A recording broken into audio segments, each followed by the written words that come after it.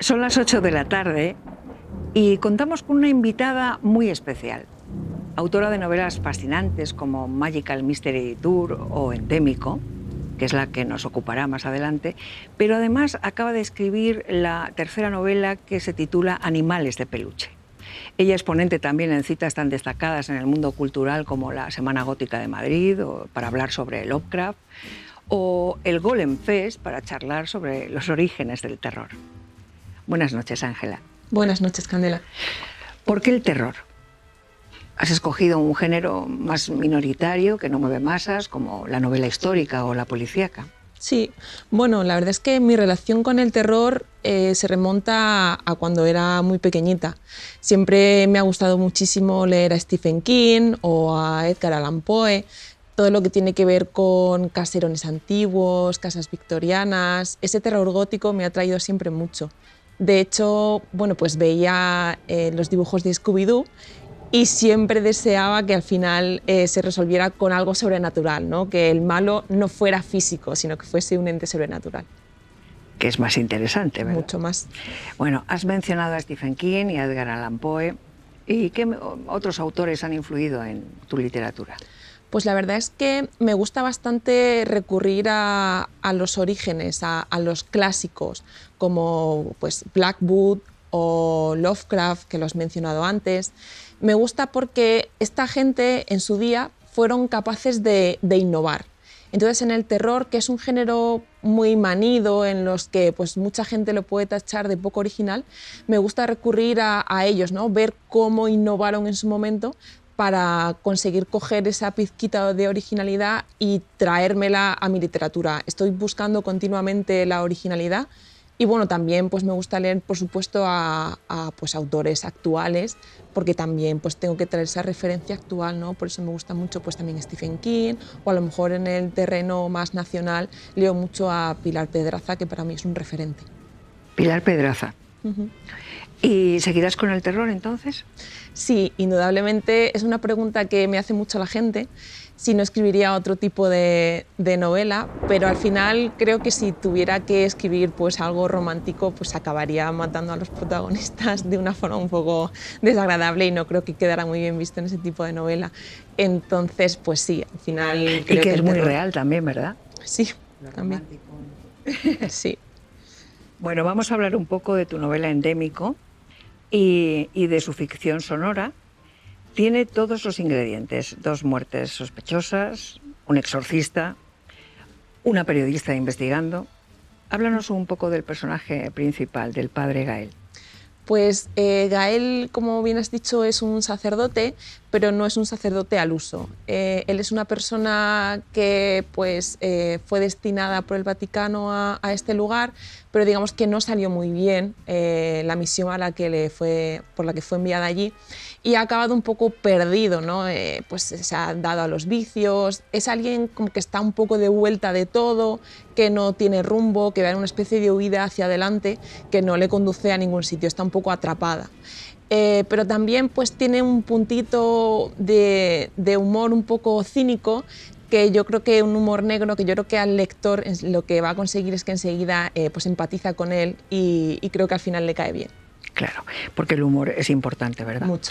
¿Y qué hay de la coprotagonista, de Anastasia? Sí. Que has creado un personaje ahí simpático y nada convencional, una forma de ser muy original, ¿no? Sí, al final necesitaba un contrapunto para Gael, ¿no? Era como demasiada oscuridad en un personaje.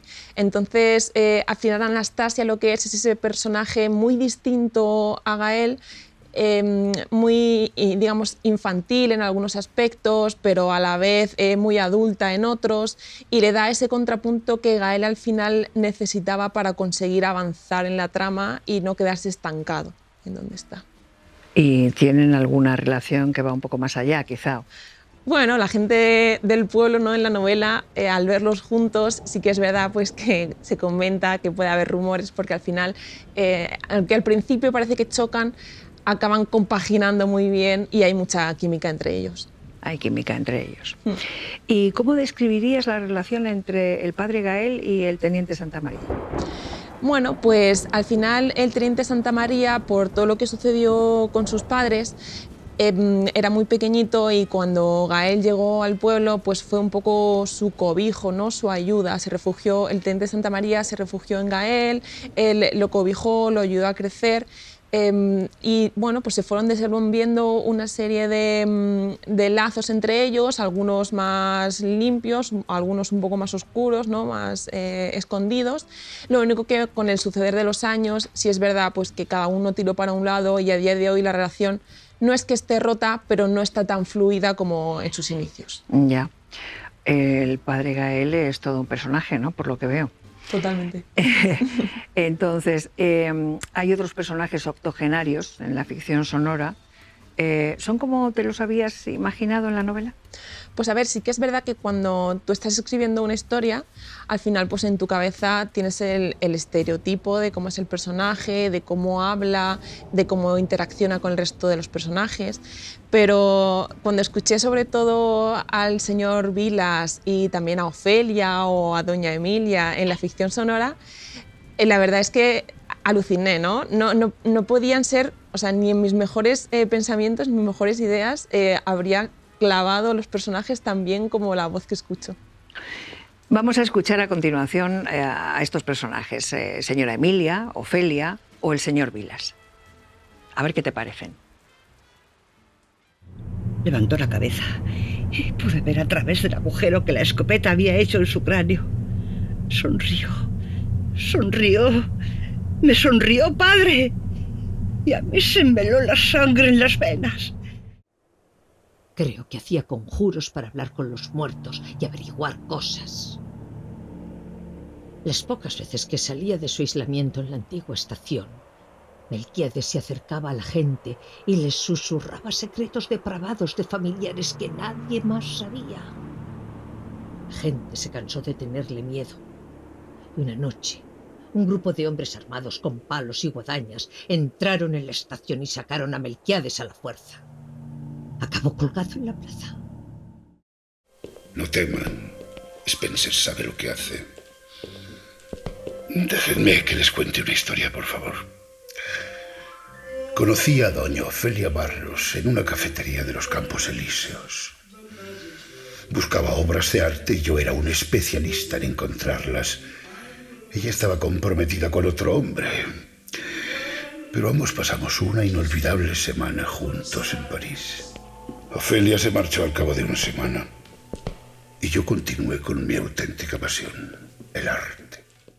Pues la verdad es que cuando uno empieza a escribir la historia siempre se imagina pues, cómo van a ser los personajes, cómo van a hablar, cómo van a interactuar con el resto. Y la verdad es que pues, escuchar la ficción sonora para mí supera todas las expectativas. Es como si los personajes hubieran cobrado vida mucho mejor de lo que yo hubiera imaginado. Claro, eso es porque hay un buen casting. Exacto. De actores. Bueno, entonces, antes has comentado que desde muy pequeña te atraía el género de terror. ¿Y hay algo de biográfico, endémico? Me refiero al niño de menos de 12 años que vio la película Exorcista y que no pudo dormir en toda la noche. Sí, la verdad es que si tuviera que retrotraerme al momento de mayor terror de mi infancia, sin duda para mí está marcada por la película del Exorcista. La vi con un grupo de amigas que nos reuníamos todas las tardes siempre a ver alguna película de terror. Y la verdad es que desde el momento en que vi esa película me dejó muy marcada y creo que bueno, pues al final los escritores escribimos de lo que sabemos y esos sentimientos, esa película pues está ahí, forma parte de lo que escribo. Y seguramente recordarás que aquella película después tuvo sus más y sus menos con algunos de los actores que intervinieron. Sí, que no acabaron regular. En fin, nunca se sabe dónde está el límite, ¿no? Exacto. Entre la realidad y la ficción. Bueno, en la ficción sonora se han cuidado mucho los personajes secundarios e incluso se ha dado voz a personajes de fondo como policías, doctores, a los del bar y no digamos ya a las marujas. ¿Qué nos dices de esto? Hombre, a ver, la verdad es que la ficción sonora, al final todas las descripciones tienes que hacerlas a través de la palabra, ¿no? De personajes que hablan. Entonces la idea de las marujas me pareció una idea brillante para tratar de describir cosas que pues, cuando estás leyendo la novela pues están descritas con palabras que no puedes comunicar si no hay un narrador. Entonces las marujas yo creo que hacen un poco esa voz de narrador contando pues descripciones de los personajes y cosas que son muy importantes para que se comprenda el conjunto de toda la historia. Pues vamos a pasar a escuchar las voces de las marujas, que son Julia Villalba y Luis Azquerra. Ya empezamos. Ella es periodista y se pega a él porque persigue una historia. Porque le gusta. Vete sacando los billetes, nena. Una historia. ¿Una historia? Una historia de amor. ¡Qué cabezota! ¡Pero qué cabezota eres! Por cierto, que sepas que tus habas nunca llegaron al padre Gael. Aterrizaron en el estómago de mi marido. ¿Y le gustaron? Que si le gustaron, como para resucitar a un muerto. Eso dijo. Tengo entendido que además de ser la autora, la novelista, eres socia de este proyecto. Has apostado por él y vas a porcentaje. Sí, la verdad es que cuando Edu y Marta me contaron el proyecto, vi las ganas que tenían, la ilusión que habían puesto, lo locos que estaban con la idea. No me pude negar. Tenía que participar en este proyecto y formar parte de él desde la base y trabajar con ellos mano a mano para que saliera adelante. Pues no tengo más que felicitarte por el hecho de ser tan valiente, porque tengo entendido también que has publicado la novela, la publicaste en Amazon, la autoeditaste y además te metes en este proyecto que es tan interesante, porque la ficción sonora, que no es nueva, va a tener mucho auge a partir de estos tiempos en los que todo es podcast y podcast y podcast. Entonces, me congratulo de que una mujer joven e inteligente haga estas cosas. Muchas gracias, Ángela.